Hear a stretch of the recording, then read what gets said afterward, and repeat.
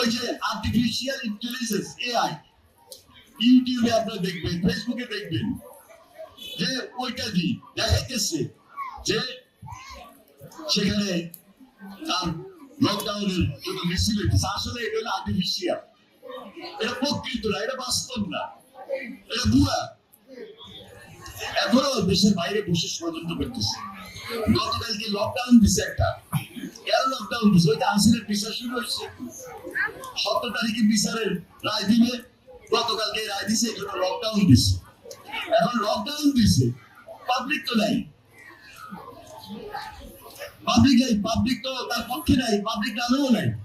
এখন একটা ওই যে আর্টিফিশিয়াল ইন্টেলিজেন্স এআই ইউটিউবে আপনারা দেখবেন, ফেসবুকে দেখবেন যে ওইটা দিয়ে দেখাইতেছে যে সেখানে তার লকডাউনের জন্য মিছিল হইতেছে। আসলে এটা হলো আর্টিফিশিয়াল, এটা প্রকৃত না, এটা বাস্তব না, এটা ভুয়া।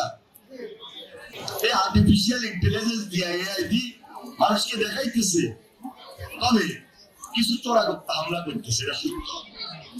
গাড়িতে আগুন দিতেছে, আন্দাজে বোম মারতেছে, পেট্রোল বোম মারতেছে।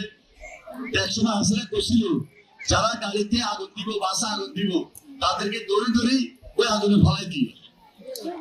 এখন এই হইল হাসিনার অপকর্ম, এই হইল বিদেশে বাংলাদেশে কৃষি ষড়যন্ত্র। এগুলো থাকবে, এগুলো করতে, যুদ্ধ মোকাবেলা করতে করতে বাংলাদেশ চলছে।